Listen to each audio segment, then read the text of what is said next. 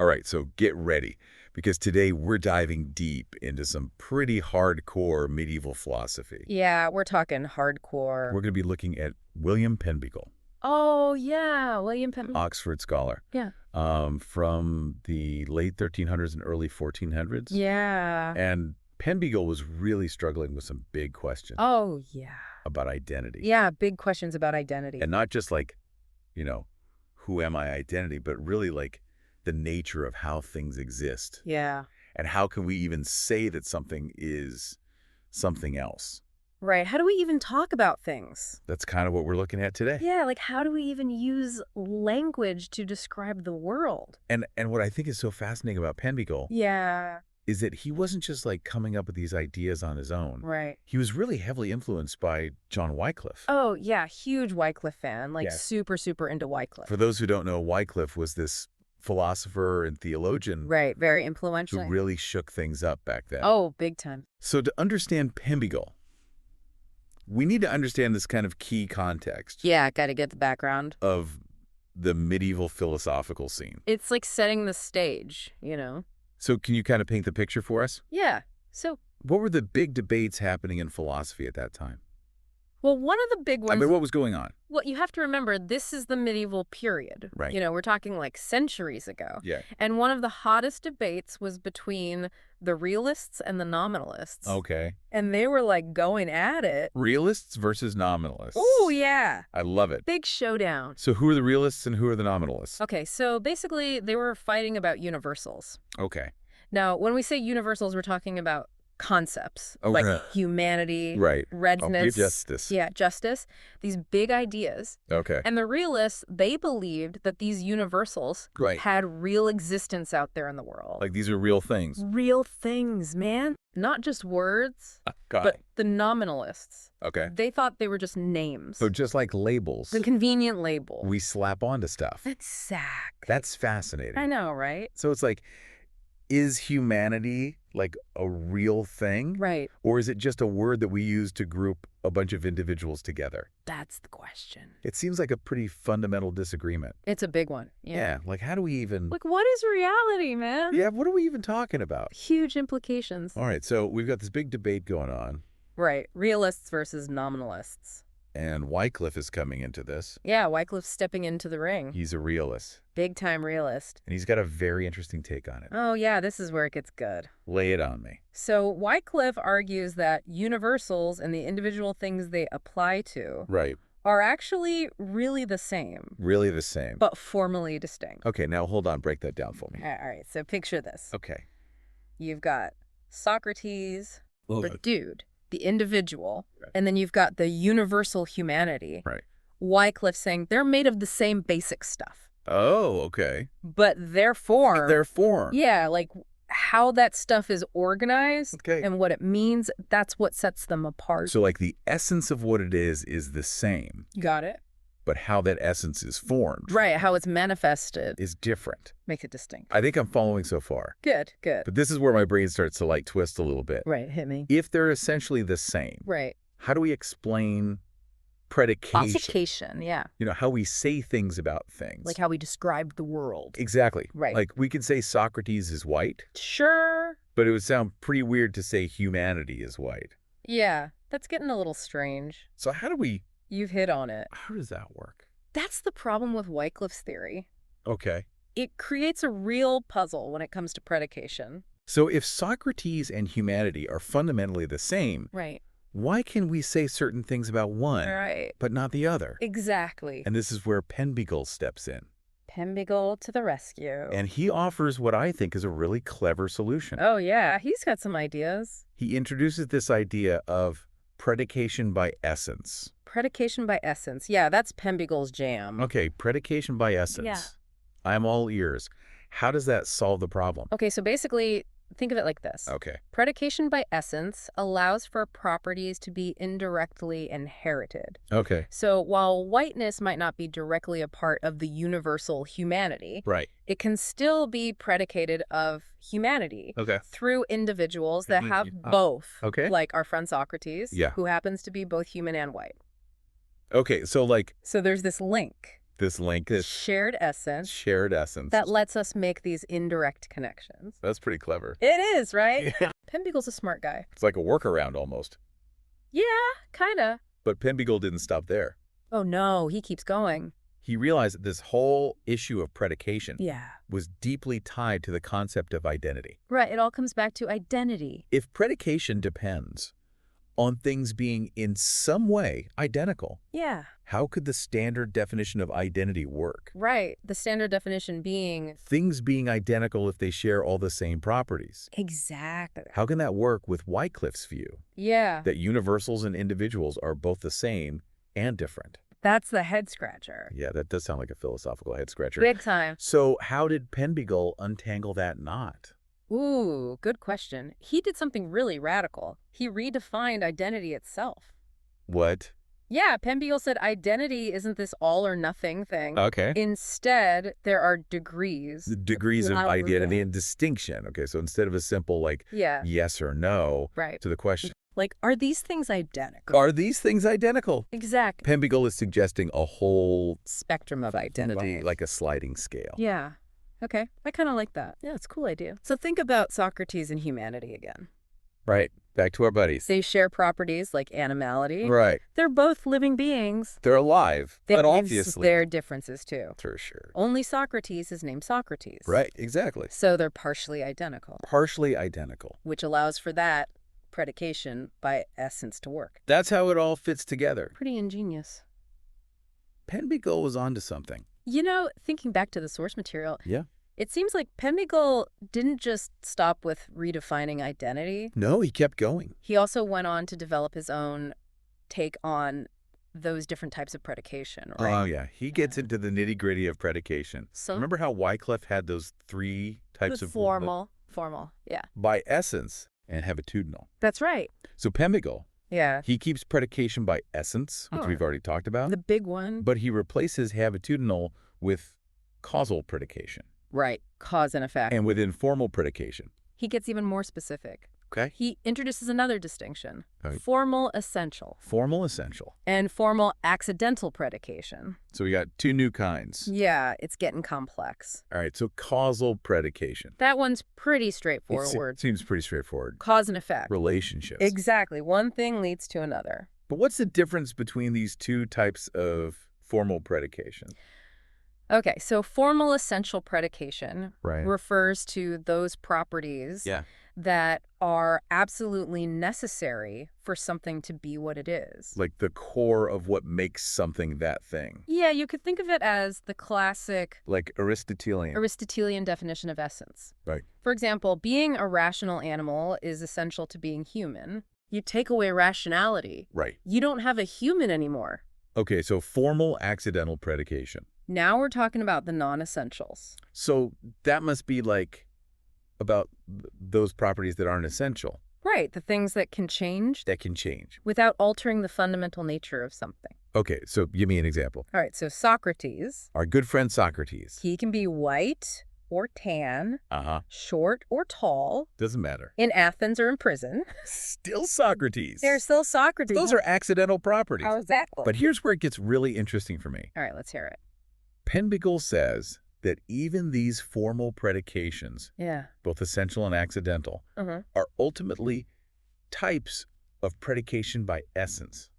It all comes back to essence. How does that work? It's a bit of a mind bender. It seems a bit counterintuitive. I know, right? If it's accidental, how can it be by essence? Well, that's where Penbygull's redefinition of identity comes back in.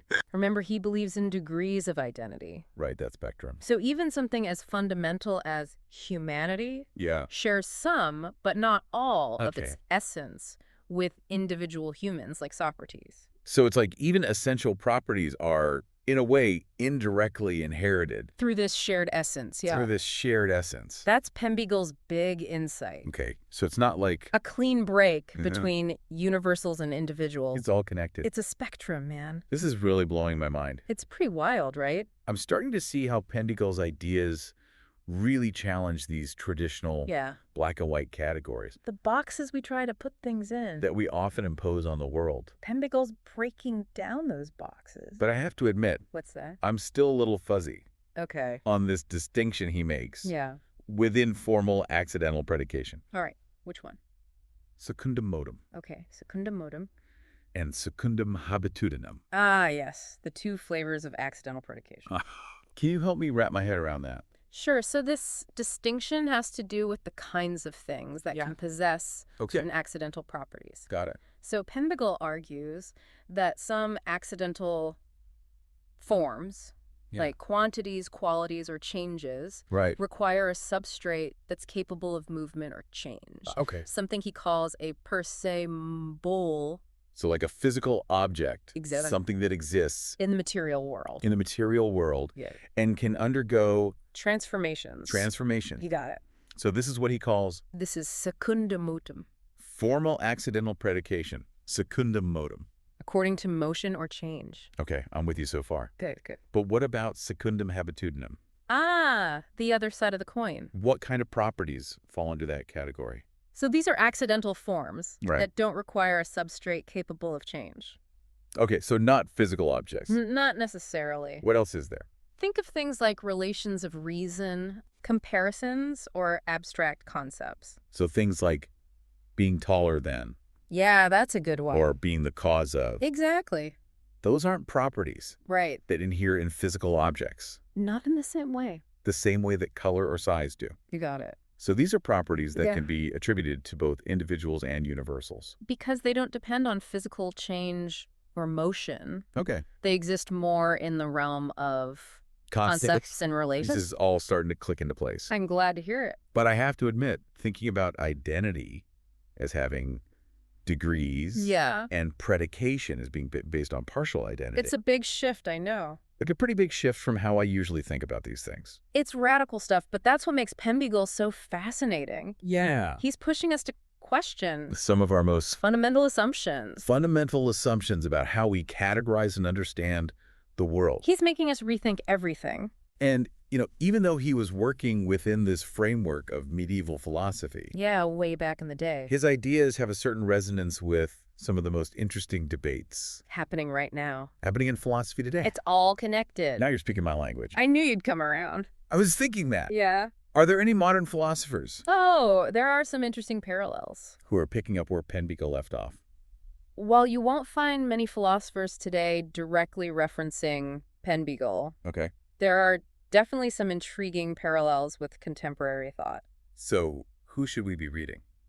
For example, think about the debates surrounding essentialism versus social constructivism Essentialists. versus social constructivism. Okay, so remind me what those are again. So essentialism, in a way, echoes that traditional view of identity we talked about earlier. Right, like the fixed category. The idea that things have certain fixed, inherent properties that define them. Okay, got it. But social constructivism, Yeah. like Penbygull's ideas, Suggests that categories and identities are more fluid, shaped by social and cultural forces. So instead of searching for some unchanging essence, Right. social constructivism recognizes that things like Gender, gender, race, or even national identity, are constructed through our interaction or interactions. and the meanings we assign to them. It's all relative. In a way, yeah. And this resonates with Penbygull's notion of degrees identity. That's the connection. He's not saying there are no essences at all, Right. but they're not these A rigid tightly things.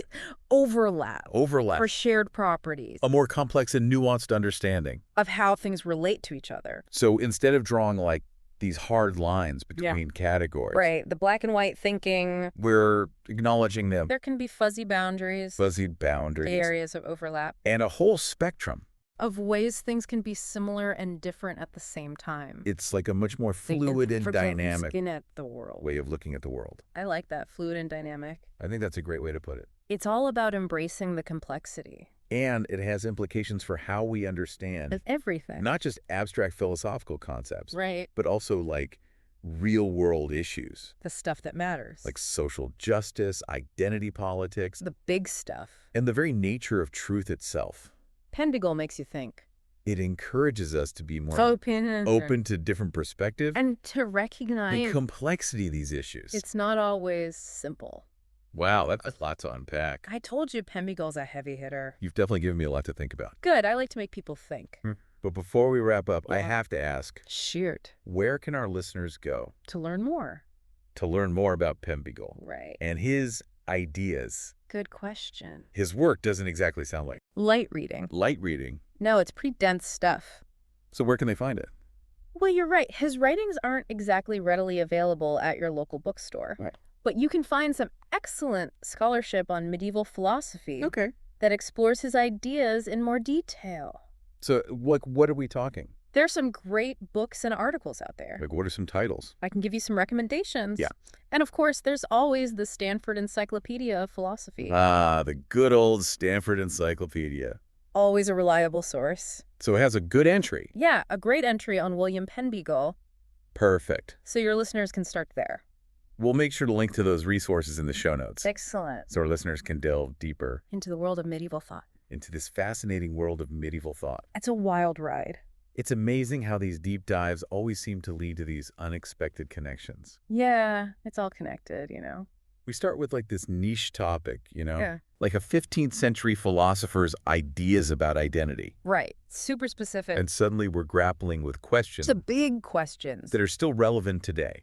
It's timeless, you know? It really highlights how philosophy, even from centuries ago, Way back when. can still speak to our modern experiences and challenges. Absolutely, it's still relevant. And in Penbygull's case, I think his ideas have a particular resonance for anyone who's ever felt like Like they don't fit in. they don't fit neatly into a box. You know, like you don't belong to just one category. That's such a great point. It's about embracing the in-between spaces. Yeah, and it makes me think about all those times I've tried to define myself.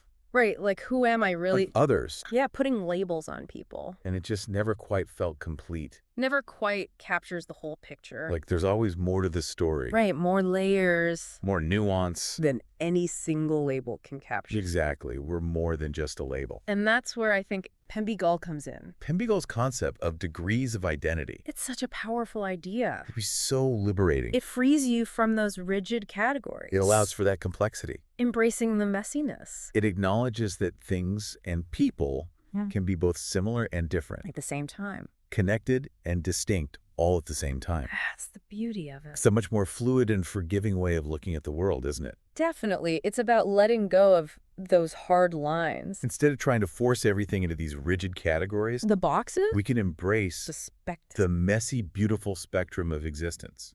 I like that. Messy, beautiful spectrum. I think that's a good one. It's a good one. So instead of these black and white That's categories, right. The either thinking, it's more of a, both Well- and. yeah, we can hold multiple truths at the same time. That's a really powerful idea. And it makes me think about What? Yeah. not just how we see ourselves, Right.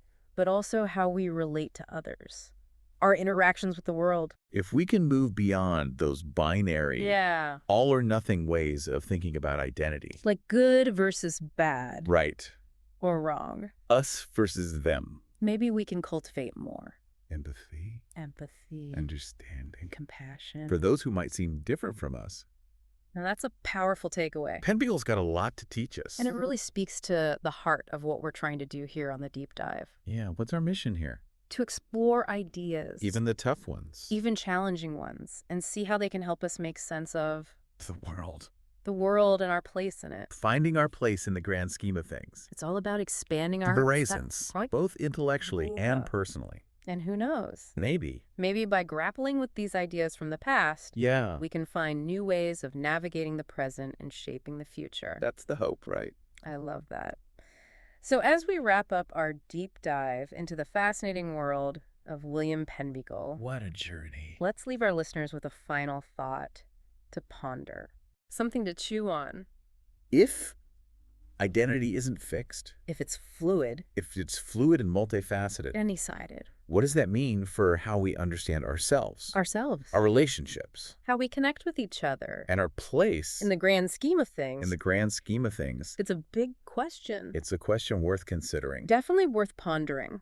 And I encourage everyone to keep exploring, to keep asking Those big questions those big questions about identity, about truth. truth, and the nature of reality. Never stop questioning. You never know what surprising insights you might discover along the way. That's the beauty of the journey. That's the perfect note to end on. I like it. So to all our listeners out there, Thanks for tuning in. Thank you for joining us on this deep dive into the mind of William Penbygull. He was a trip. We hope you've come away with a new appreciation for the complexity of identity Yeah. and a renewed sense of wonder About the world around us. about the world around us. Until next time, Happy diving. happy diving.